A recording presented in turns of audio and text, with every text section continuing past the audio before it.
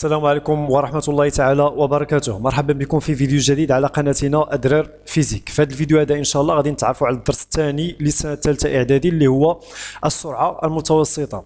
نظرا لأهمية هذا الدرس هذا وبحيث أن الدرس هذا طويل شوية غادي نضطروا أنه نقسموا هذا الدرس لثلاثة ديال الأجزاء. إذا هذا الجزء الأول ديال هذا الدرس هذا، من بعد إن شاء الله غادي نوضعوا باقي أجزاء ديال هذا الدرس هذا. إذا كوضعية تمهيد ديال هذا الدرس هذا، عندنا بلغت السرعة المتوسطة للعداء المغربي هشام القروج اللي كلكم كتعرفوه لمسافة 1500 متر سنة 2004 في المسابقة النهائية للألعاب الأولمبية بأثينا 25.2 كيلومتر على الساعة. إذا السرعة ديال هذا العداء كانت 25.2 كيلومتر على الساعة. السؤال هو كيف تم حساب هذه السرعة؟ إذا كيفاش تمكنوا دوك الحكام اللي كاينين في ديك المسابقة أنهم يحسبوا السرعة ديال هذا العداء المغربي؟ إذا هذا هو الهدف ديال هذا الدرس هذا. دونك في هذه الفقرة، في هذا الجزء هذا عفوا، غادي نحاولوا نتعرفوا على الطريقة اللي تم بها حساب هذه السرعة. إذا باش نجاوبوا على هذا السؤال غنقوموا بهذا النشاط التجريبي اللي عندنا هنا.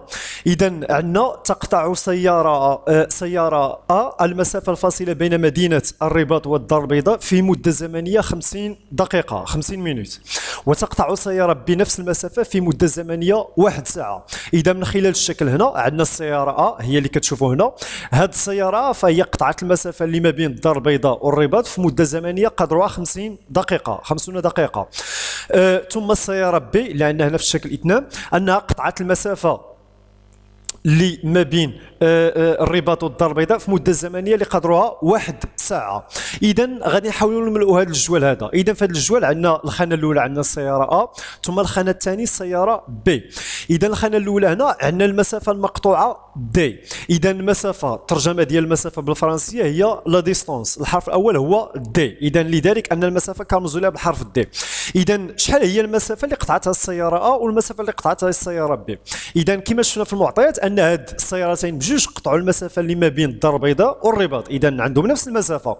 إذا المسافة هنا اللي ما بين الدار البيضاء والرباط هي 100 كيلومتر. إذا بالنسبة للسيارتين بجوج أن المسافة بين المدينتين هي 100 كيلومتر. إذا الخانة الأولى عندنا 100 كيلومتر، ثم كذلك بالنسبة للسيارة بي فهي قطعت 100 كيلومتر.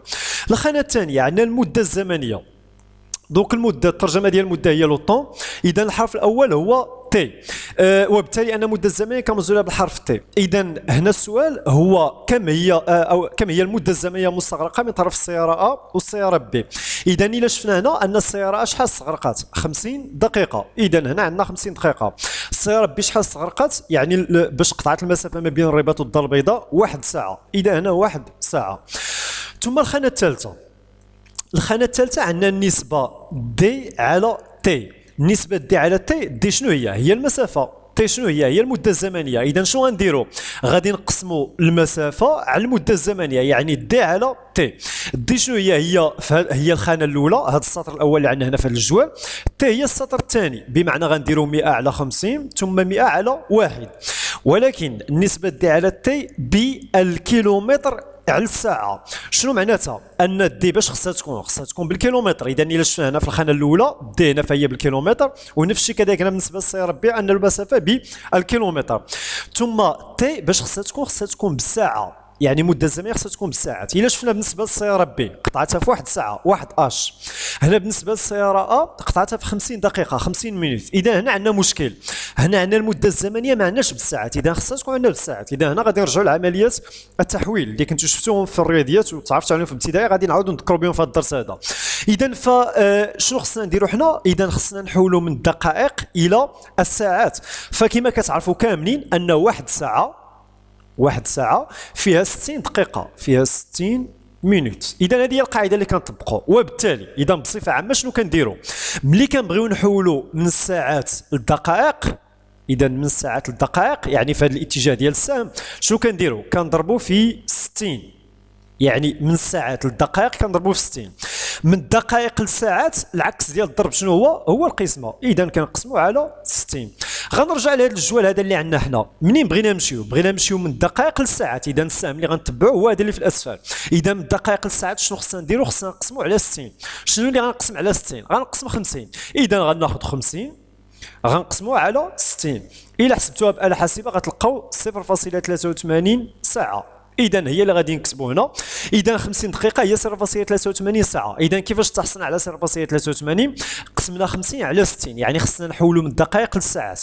واش واضح؟ كنتمنى ان الهدف لان علاش درنا عمليه التحويل هنا يكون واضح. اذا بغينا نحولوا من الدقائق الى الساعات.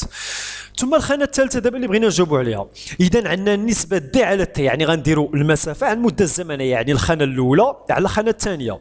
اذا 100 على 0.83 الا حسبتوها باله حاسبه غتلقاو 120 كيلومتر على الساعه، لان المسافه باش كانت عندي هنا كيلومتر، المده الزمنيه باش عندي ساعات. الخانه الثانيه غنديروا 100 على 1، 100 على 1 راه باينه هي 100 كيلومتر على الساعه. إذا من خلال هذا الجوال هذا، من خلال هذا الجوال في نظركم ما هي السيارة الأسرع؟ واش السيارة أ أو لا السيارة بي؟ شكون هي السيارة اللي سريعة؟ هنا باش نجاوبوا على هذا السؤال كاينين جوج ديال الطرق. مثلا غنشوفوا المدة الزمنية، حنا كنعرفوا بأن السيارتين بجوج قطعوا نفس المسافة، يعني مشاو من الرباط إلى الدار البيضاء، والمسافة ما بين الرباط والدار البيضاء هي 100 كيلومتر.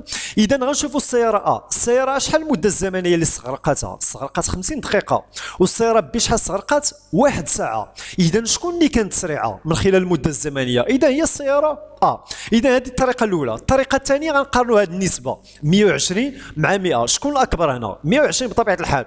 اذا بما ان 120 كم على الساعه اكبر من 100 كم على الساعه، وبالتالي نقول بان السياره اسرع من السياره ب. اذا كملاحظه لهذا النشاط هذا اللي عندنا هنا، إذا عندنا النسبة دي على تي أكبر بالنسبة للسيارة أ. إذا كما شفنا في الجوال أن السيارة كانت عندها 120 كم على الساعة، نقول إن السيارة أ أسرع من السيارة ب. إذا هذه النسبة دي على تي شنو هو الهدف منها؟ علاش حنا حسبنا هذه النسبة دي على تي؟ إذا هذه النسبة دي على تي فهي اللي كتمثل لنا ما يسمى بالسرعة المتوسطة، وبالتالي من خلال هذا الجوال هذا الهدف منه هو نتعرفوا على كيفية حساب السرعة المتوسطة. إذا ملي كنبغيو نحسبوا السرعة المتوسطة لواحد سيارة معينة أو لا شخص إلى غير ذلك، شنو كنديروا؟ كنديروا دي على تي. دي شنو هي؟ المسافة لا ديستونس، تي لو طون بمعنى المدة الزمنية. إذا كنديروا قسمة المسافة على المدة الزمنية.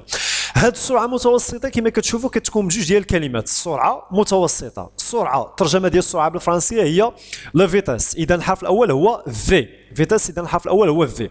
متوسط موين، الحرف الأول هو ام، وبالتالي أن السرعة المتوسطة كنرمزوا لها ب في ام. في كتكتب ماجيسكول، ام كتكتب صغيرة. إذا في ام بمعنى فيتاس موين بمعنى السرعة المتوسطة. شنو قلنا حنا؟ قلنا أن النسبة دي على تي تمثل السرعة المتوسطة. معناتها ان في ام شنو كتساوي؟ كتساوي دي على تي. اذا هذا الشيء اللي بغينا نوصلوا ليه. اذا كجواب على السؤال اللي طرحنا قبيله، كيف تم حساب السرعه المتوسطه لذلك العداء؟ انهم داروا المسافه اللي قطعها على المده الزمنيه اللي استغرقها لقطع تلك المسافه. اذا كخلاصه لهذه الفقره هذه،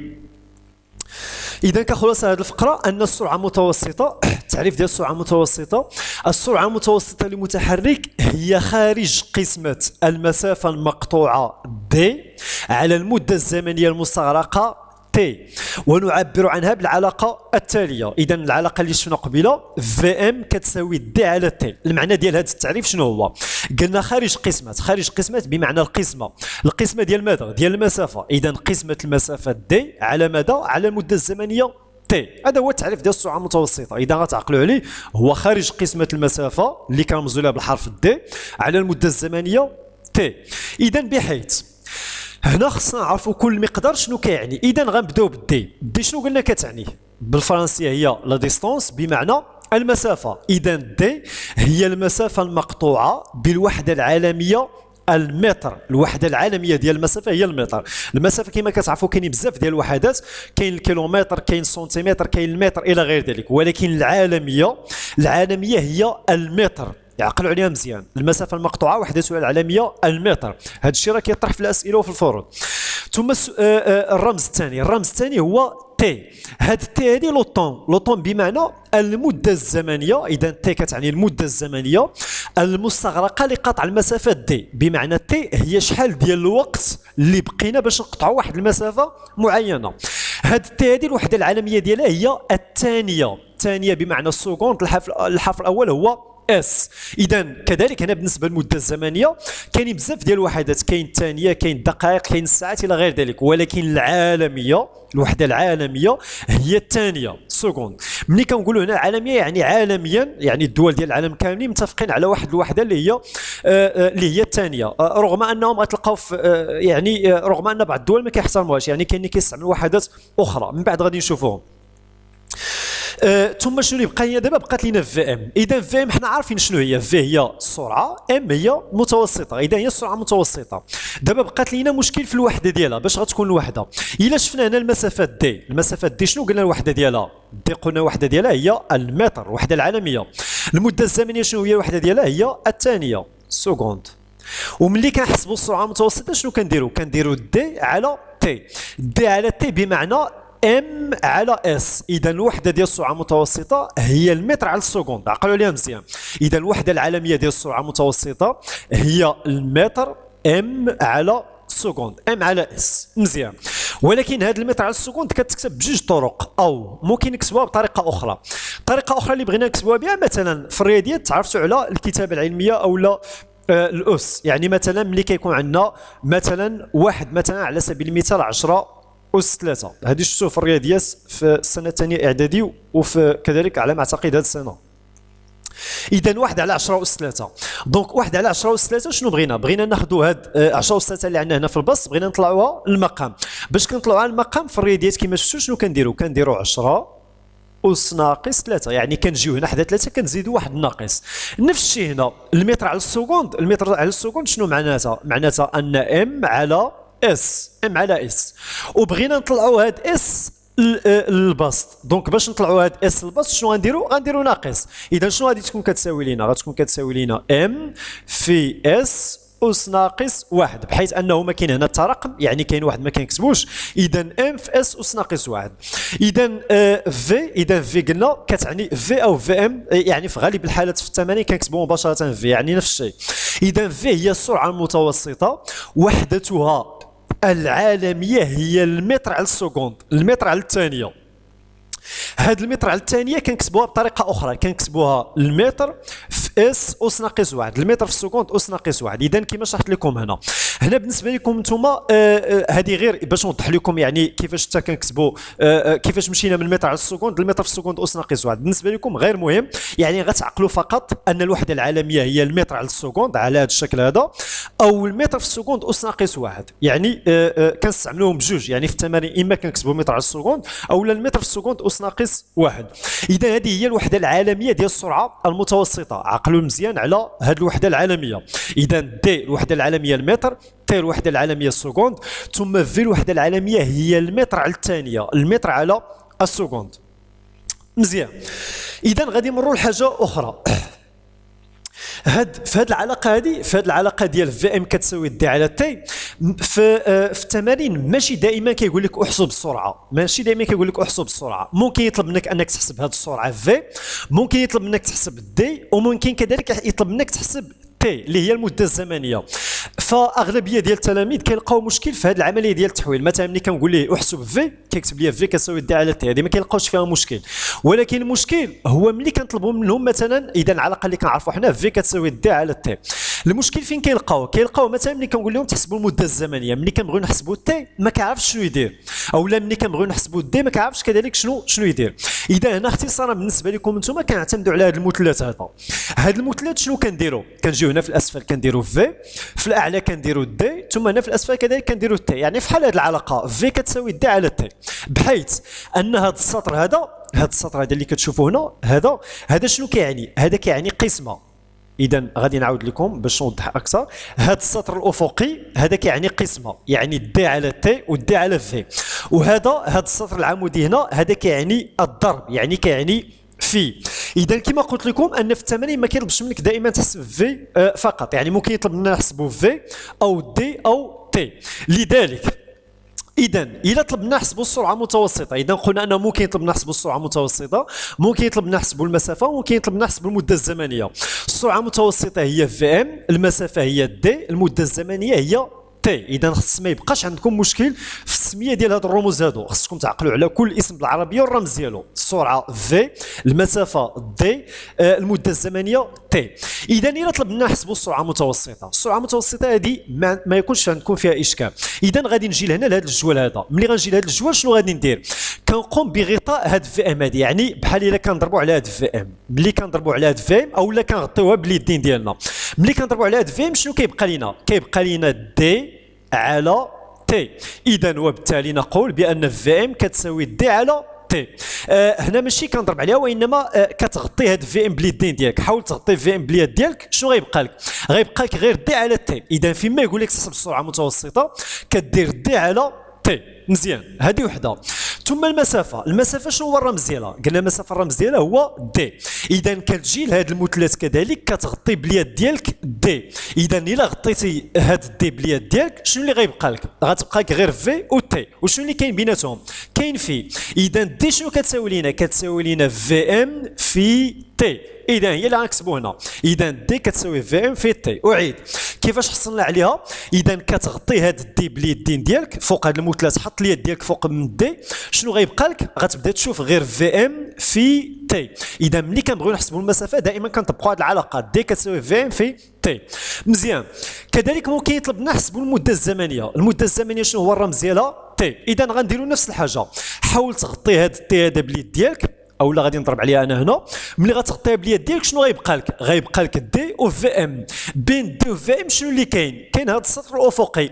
هذا السطر الافقي شنو قلنا كيعني قسمه. شنو معناتها؟ معناتها بان تي كتساوي دي على في ام. اذا هذا المثلث هذا فهو كيسهل لكم مزيان كيفاش تتعاملوا مع التمارين، لان في التمارين كما قلت لكم راه ممكن يطلب منكم تحسبوا السرعه او المسافه او المده الزمنيه. اذا كنتمنى انه يكون واضح مزيان هذا المثال هذا. حاولوا تكتبوه عندكم، تكتبوا هذا المثلث هذا باش تبداو تشتغلوا به في التمارين. من بعد في التمارين التطبيقيه غادي نشوفوا كيفاش نخدموا به. مزيان. دابا غنمروا لمساله اخرى. هنا بالنسبه لحاجه اخرى كما قلت لكم بالنسبه للوحدات ان السرعه المتوسطه الوحده العالميه هي المتر على الثانيه، ولكن الا رديتوا البال ما كنستعملوش المتر على الثانيه دائما، كنستعملوا وحده اخرى. اذا يمكن حساب السرعه المتوسطه للمتحرك بالوحده العمليه. كاينه العالميه وكاينه العمليه. العالميه هي المتر على الثانيه، العمليه يعني الوحده اللي كنستعملوها بكثره، الوحده المتداوله. فمثلا ملي كتقول مثلا سرعه سياره مثلا هي 60 كم على الساعه، سياره قطعت المسافه ما بين الرباط والدار البيضاء بسرعه 100 كم على الساعه. اذا كتلاحظوا بان الوحده اللي كنستعملوها حنا بزاف هي الكيلومتر على الساعه، وبالتالي هذا الكيلومتر على الساعه كنسميوها الوحده العمليه، يعني عمليه تستعمل بكثره او لا يتم تداولها بكثره. هذا الكيلومتر على الساعه نفس الشيء. اذا عندنا كيلومتر على الساعه، هذا هو المعنى ديالها. الا بغينا نطلعوا هذا اش البسط شنو غادي نديروا؟ غنديروا نفس الشيء. اذا كيلومتر في اش اس ناقص واحد، كما درنا قبيله بالنسبه للمتر على الثانيه قلنا كنديروا المتر في السكوند اس ناقص واحد. اذا نفس الكتابه. اذا اما كنكتبوا كيلومتر على الساعه او الكيلومتر في الساعه اس ناقص واحد. اذا كنتمنى انه ما يبقاش عندكم اشكال في هذه المساله هذه. اذا هنا بغينا نحولوا. اذا كاينه واحده اخرى قلنا هي الكيلومتر على الساعه. في التمارين ما كيطلبش منك دائما تحسبها بالمتر على الثانيه، يعني ممكن يطلب منك المتر على الثانيه ثم من بعد يطلب منك الكيلومتر على الساعه. اذا هنا كيخصنا نعرفوا كيفاش نديروا نحولوا من وحده الى اخرى. اذا باش نحولوا من وحده الى اخرى شنو عندنا 1 كيلومتر على الساعه. اذا شنو خصني ندير؟ خصني نحول من الكيلومتر الى المتر. 1 كيلومتر كما كتعرفوا شحال فيه 1000 في 1000 متر. 1000 متر. اش شحال فيها من ثانيه؟ فيها 3600 سكوند. اذا حولنا الكيلومتر للمتر عطاتنا 1000 وحولنا الساعه للثانيات عطاتنا 3600. اذا 1000 على 3600 الا اختزلنا هنا شنو اللي غيبقى لنا؟ غتبقى لنا 1 على 3.6. وبالتالي نقول بان 1 كيلومتر على الساعه 1 كيلومتر على الساعة فهو كيساوي لنا 1 على 3.6 متر على الثانية. هذه هي الخلاصة ديال هذه الوحدة هذه.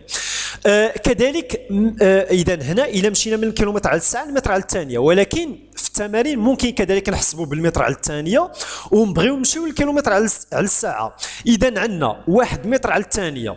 اذا 1 متر على الثانيه بغينا نعرفوا شحال فيها من كيلومتر على الساعه. شوفوا هاد 3.6 هنا كيفاش عندنا هنا، عندنا قسمه ملي غنديوها 3.6 هذا الطرف الاخر، قسمه ملي كنديوها الطرف الاخر في المعادله شنو كترجع الضرب. اذا غترجع لينا 3.6 في كيلومتر على الساعه. اذا هذه هي العلاقه الاخرى. اذا غتعقلوا على ان 1 كيلومتر على الساعه كتساوي 1 على 3.6 متر على الثانيه، و1 متر على الثانيه كتساوي 3.6 كيلومتر على الساعه.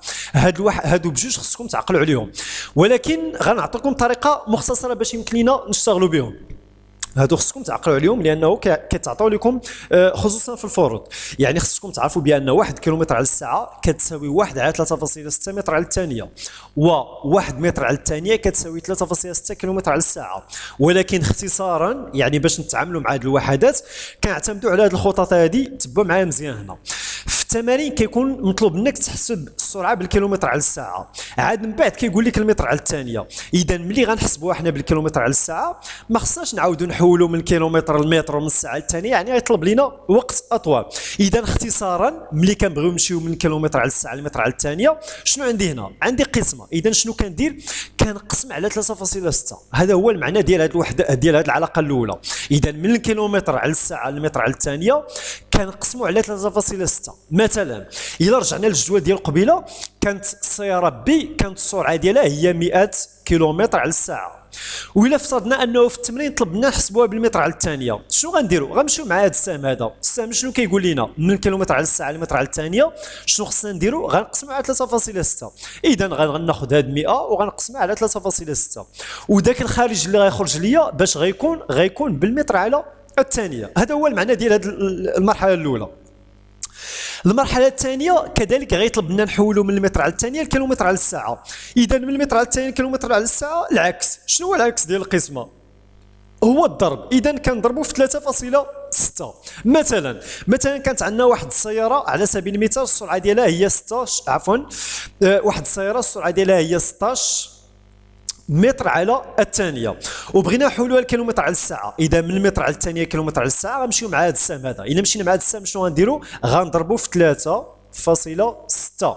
دونك ملي نضربوا في 3.6 داك الخارج اللي يخرج لنا غيكون بالكيلومتر على الساعه. اذا هذه هي الطريقه اللي كنخدموا بهذه العلاقات هادو. اذا غتعقلوا على هذه الخطط مزيان. اذا من الكيلومتر على الساعه للمتر على الثانيه كنقسموا على 3.6، ومن المتر على الثانيه للكيلومتر على الساعه كنضربوا في 3.6. اذا كذلك حاولوا وقفوا هذا الفيديو هذا وكتبوا عندكم هذه الخطط هذه لانه غنحتاجوها من بعد. اذا غادي نمروا مساله اخرى. دونك مساله اخرى هنا فقط كتذكير، لان في التمارين المده الزمنيه ما كتعطاش لكم دائما بالساعات، ممكن تعطى بالساعات او لا بالدقائق او لا بالثواني. اذا بعجاله هذا الشيء فايت شفتو غنمشي اختصارا. كما كتعرفوا كاملين واحد ساعه فيها 60 دقيقه. اذا ملي كنبغيو نحولوا من الساعات للدقائق كنتبعوا هذا السهم هذا اللي في الاعلى كنضربوا في 60، ومن الدقائق للساعات شنو كنديروا؟ كنقسموا على 60.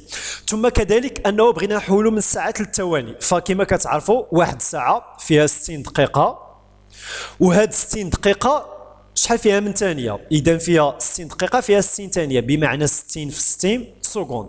60 في 60 شحال هي 3600، هي 3600 ثانيه، وبالتالي واحد ساعه كتساوي 3600 ثانيه. دونك غنكتبها لكم مباشره هنا. واحد ساعه كتساوي 3600. المعنى ديالها ملي كنبغيو نمشيو من الساعات للثواني كنضربوا في 3600، وملي كنبغيو نمشيو من الثواني للساعات كنقسموا على 3600. ثم كذلك عندنا من الدقائق للساعات، فكما كتعرفوا عفوا من الدقائق للثواني، فكما كتعرفوا كاملين واحد دقيقه فيها 60 ثانيه، بمعنى ملي غنبغيو نحولوا من الدقائق للثواني كنضربوا في 60، وملي غنبغيو نحولوا من الثواني الى الدقائق كنقسموا على 60. اذا هذه العمليه التحويليه هذه فقط تذكير.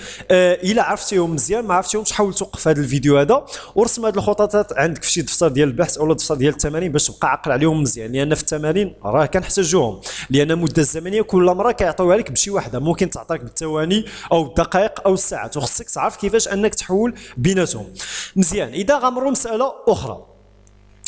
دونك مساله اخرى اللي غنمروا ليها هنا هي هاد المقياس ديال السرعه او الكونتور ديال السياره. فكما كتعرفوا كاملين ان هذا المقياس ديال السياره هذا المقياس ديال السرعه عفوا كيعطينا واحد السرعه. الا رديتي بالك في الداخل ديال السياره او الحافله الى غير ذلك، هذا المقياس هذا السرعه ديالو كتبدل. مثلا في واحد الوقيته معينه ممكن انه يكون كيشير ل 80 كيلومتر على الساعه، ودوز غير واحد المده دغيا انه غتلقاه مثلا كيشير 40 كيلومتر على الساعه. اذا السؤال هنا هاد 80 اللي كان كيشير ليه هذاك المقياس ديال السرعه واش كتمثل لنا السرعه متوسطه؟ اذا الجواب هنا هو لا. علاش؟ لان هذا المقياس ديال السرعه فهو كيبدل السرعه، يعني كل مره كيعطيك واحد السرعه. اذا هذه السرعه هذه ماشي السرعه متوسطه، هذه كتسمى السرعه اللحظيه. يعني ملي غتشوف مثلا في ديك المقياس او الكونتور ديال السياره الا لقيتيه مثلا كيشير ل 80، هذيك 80 كتعني السرعه في ديك اللحظه، في ديك اللحظه. في حين مثلا انه الا رجعنا للجدول اللي جاوبنا عليه قبيله، ملي لقينا مثلا السياره بي كانت السرعه ديالها 100 كيلومتر على الساعه، هذيك 100 كيلومتر على الساعه راه ما كتعنيش بان السياره ملي مشات من الدار البيضاء الرباط راه بقات غاده ب 100 كيلومتر في الساعه ثابته، ما عمرها تبدلات. بالعكس كتعني بان في واحد الوقيته معينه ممكن تكون مشات ب 120 وفي وقيته اخرى ممكن تكون مشات ب 90 او 80. اذا هذيك 100 كيلومتر الساعه اللي حسبنا في الجدول الاول هذاك متوسط، يعني واحد السرعه تقريبيه اللي كانت غاده بها السياره. في حين ان هذا المقياس ديال السرعه او هذا الكونتور ديال الطوموبيل هذا كيعطيك السرعه في ديك اللحظه. اذا هذا مفهوم اخر. وهذه السرعه المتوسطه السرعه اللحظيه عفوا كنحسبوها بجوج ديال الطرق، اما بهذا المقياس ديال السرعه او لكن طريقه اخرى. فمثلا ملي في الطرقات كتلاحظوا انه كيكون فيها الجندرم او لا الدرك. هاد الدرك هادو ممكن ان ديك السياره بيوقفوها ويقول لها بانك راه تجاوزتي السرعه المسموحه عفوا تجاوزتي السرعه المسموحه بها. السرعه المسموحه بها مثلا على الطريق السير هي 120 كيلومتر على الساعه، وفي حين انه غيقول لي ذاك مول السياره انه راه انا كنت غادي غير ب 100 كيلومتر باش قطعت هذه السرعه. وهاد الرجال ديال الدرك علاش اعتمدوا على واحد الجهاز اللي كيتسمى الرادار. هذا الرادار هذا فهو كيعطيهم السرعه في واحد اللحظه، يعني في ديك اللحظه اللي داز ذاك مول السياره قدام هاد الدرك هادو. اذا هذه كنسميوها السرعه اللحظيه. اذا السرعه اللحظيه التعريف ديالها هي سرعه متحرك في لحظه معينه، وتقاس بواسطه مقياس السرعه اللي هو الكونتور ديال السياره او جهاز الرادار من طرف رجال الشرطه او رجال الدرك. اذا ما خصكمش تخلطوا بين السرعه المتوسطه والسرعه اللحظيه. السرعه المتوسطه يعني واحد السرعه تقريبيه، يعني السرعه متوسط باش مشى ما بين واحد الموضع الى موضع اخر. بينما السرعه اللحظيه هي السرعه في ديك اللحظه. مثلا مع العشره شحال هي السرعه اللي كان غادي بها مع العشره مع العشره. اذا كنتمنى انه تكونوا فهمتوا شنو هو الفرق بين السرعه المتوسطه واللحظيه. اذا غادي نمروا للتمرين التطبيقي باش نشوفوا واش فهمتوا هذه الفقره مزيان. غادي نحاولوا نجاوبوا على التمرين التطبيقي. اذا حاولوا توقفوا هذا الفيديو هذا، جاوب على التمرين، عاد من بعد طلع على الحل باش تشوف راسك واش فهمتي او لا. اذا عندنا في التمرين التطبيقي يسير عفوا هنا هذه يسير ما عندناش، عفوا اعتذر. اذا عندنا هنا انطلقت سياره من مدينه A على الساعة 9 متجهة نحو مدينة B تبعد بمسافة 144 كيلومتر، فوصلت على الساعة 11. إذا عندي واحد السيارة مشات من مدينة A، واحد المدينة كما بغات تكون، على الساعة 9 مع الساعة 9 مع 9 متجهة نحو مدينة B تبعد بمسافة 144 كيلومتر. ديك المسافة ديك المدينة اللي مشات لها بعيدة عليها ب 144 كيلومتر، فوصلت على الساعة 11. وصلت على الساعة 11. السؤال يقول احسب السرعة المتوسطة لهذه السيارة بالوحدة الكيلومتر على الساعة ثم بالمتر على الثانية. إذا هنا مطلوب منا نحسبوا بجوج ديال الوحدات، بالوحدة العملية اللي هي الكيلومتر على الساعة ثم بالعالمية اللي هي المتر على الثانية. إذا هنا أول حاجة خصكم تكونوا فاهمين السؤال وتعرف شنو مطلوب منك. شنو مطلوب منا نحسبوا؟ السرعة المتوسطة. السرعة المتوسطة باش كنرمزوا ليها؟ كنرمزوا ليها ب VM. إذا هنا في هذا السؤال غادي نستحضروا ذاك المثلث اللي كنا درنا قبيله. إذا هنا مطلوب نحسبوا السرعة المتوسطة، إذا غنستحضروا هذا المثلث هذا. إذا في هذا المثلث هذا شنو بغينا نحسبوا حنا؟ بغينا نحسبوا VM. إذا VM إلا وضعتي اليد ديالك على هذا VM حاول تغطي هذا VM، شنو اللي غيبقى لك؟ غتبقى لك دي على هذا الخط الأفقي كيعني قسمة دي على تي. إذا الطريقة باش كنجاوبوا على هذا التمرين دائما حاولوا تتبعوا هذه المراحل هادو. كنجي هنا كنكتبوا نعلم أن، إذا نعلم أن شنو كنعرفوا؟ شنو بغينا نحسبوا؟ بغينا نحسبوا السرعه المتوسطه اللي الرمز ديالها في ام. نعلم ان في ام تساوي، كنجي لهذا المثلث هذا شنو عندي؟ دي على تي. اذا نعلم ان في ام كتساوي دي على تي. اذا هذه اول حاجه كتبداو بها، كتبداو دائما بالعلاقه. ثم من بعد كنجيو المعطيات. ولدينا دونك باش نحسبوا هاد في ام شنو خصني؟ خصني دي وخصني تي، يعني خصني المسافه وخصني المده الزمنيه.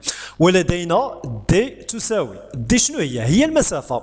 غنجيو نشوفوا هنا المسافه، المدينه تبعد عن المدينه بي بمسافه 144 كيلومتر. شنو معناتها؟ معناتها ان دي كتساوي لنا 144 كيلومتر. اذا دي تساوي 144 كيلومتر. اذا هذه المسافه. وشنو خصني كذلك؟ خصني المده الزمنيه. اذا المده الزمنيه كنرمزوا لها ب تي. المده الزمنيه شحال هي الوقت اللي بقات هذه السياره ما بين ا و بي؟ شحال المده الزمنيه اللي استغرقتها باش تقطع المسافه 144 كيلومتر؟ اذا كنشوفوا هنا مع خرجت من المدينه ا، مع تسعود، مع وصلت، مع 11. اذا هنا كناخذوا العدد الاكبر، يعني الوقت ديال الوصول ناقص عفوا لحظه الوصول ناقص لحظه الانطلاق. لحظه الوصول شنو هي؟ هي 11. لحظه الانطلاق الوقيته اللي خرجت من المدينه ا هي تسعود. اذا 11 ناقص 9 كتساوي 2 ساعات. معناتها ان هذه السياره هذه ما بين المدينه او المدينه بشحال بقات ساعتان. اذا كنجيو تطبيق عددي. اذا تطبيق عددي. اذا تطبيق عددي عندنا في ام تساوي شنو غنديروا؟ غنعوضوا دي بالقيمه ديالها والتي بالقيمه ديالها. اذا غادي نعاود نكتب العلاقه. اذا في ام قلنا كتساوي دي على تي. شنو غنديروا؟ غنعوضوا دي بالقيمه ديالها. دي هنا شحال كتساوي؟ كتساوي 144 كيلومتر. ثم تي شحال كتساوي؟ 2 ساعات، 2 اش. اذا كتحسبوا 144 مقسومه على 2 غتلقاو 72.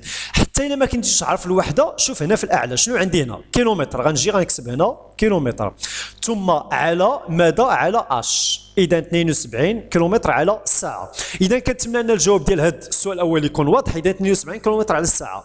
حنا ما مطلوباش منا غير بالكيلومتر على الساعه، باش مطلوبه منا كذلك مطلوبه منا بالمتر على الثانيه.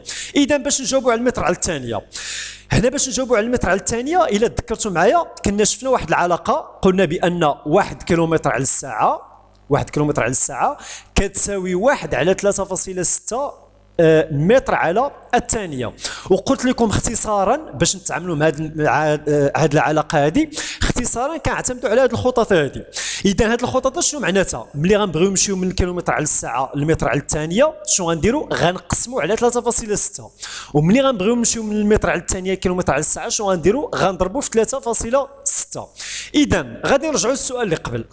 السؤال اللي قبل كنا حسبنا السرعه المتوسطه. ملي كنا حسبنا السرعه المتوسطه شحال لقينا 72 كيلومتر على الساعه. وحنا هنا في السؤال باش مطلوبه منا بالمتر على الثانيه. اذا شنو هو الاتجاه ديال السهم اللي غادي نتبع؟ باش عندي انا عندي بالكيلومتر على الساعه. اذا غنتبع هذا السهم هذا. اذا من الكيلومتر على الثانيه من الكيلومتر عفوا على الساعه للمتر على الثانيه، شنو اللي عندي هنا؟ عندي غنقسم على 3.6. شنو اللي غنقسم على 3.6؟ غنقسم 72. اذا غادي نجي هنا غادي نكتب في ام. اذا في ام كتساوي 72 مقسومه على 3.6. اذا 72 مقسومه على 3.6 الى حسبتوها بآلة حاسبه غتلقاو بالضبط 20 متر على الثانيه. علاش متر على الثانيه؟ حيت حنا درنا قسم على 3.6، وملي كنقسموا على 3.6 كنكونوا حولنا الى المتر على الثانيه. اذا كنتمنى ان هذا الجواب ديال هذه التمرين هذا يكون واضح. ونفس الشيء غادي نديروا العكس، يعني يكون جاب الله مثلا حسبنا في السؤال الاول حسبنا بالمتر على الثانيه وبغينا نحولوها لكيلومتر على الساعه، شنو غنديروا؟ غنمشيو في هذا الاتجاه هذا. اذا من المتر على الثانيه كيلومتر على الساعه شنو غنديروا؟ غنضربوا في 3.6. اذا كنتمنى ان الجواب ديال هذه التمرين هذا يكون واضح. كان هذا الفيديو هذا جا طويل شويه بزاف. علاش؟ لان الدرس مهم جدا، وحاولت باش نطرق لجميع العناصر اللي مهمه اللي غتحتاجوها في هذا الدرس ديال السرعه المتوسطه. اذا كنتمنى انكم تكونوا استفدتوا من هذا الدرس هذا. اذا كان عندك اي سؤال او لا استفسار ما تنساش تخليه لي في التعليق وغادي نجاوبك عليه ان شاء الله. ما تنساوش كذلك تطلعوا على الجزء الدرس الاولاني هو الحركه والسكون، راه ديجا شرحناه كاين في القناه ديالنا، وانتظروا كذلك الجزء الثاني ديال هذا الدرس هذا. اذا الى اللقاء في حلقه قادمه ان شاء الله. دمتم في امان الله وحفظه.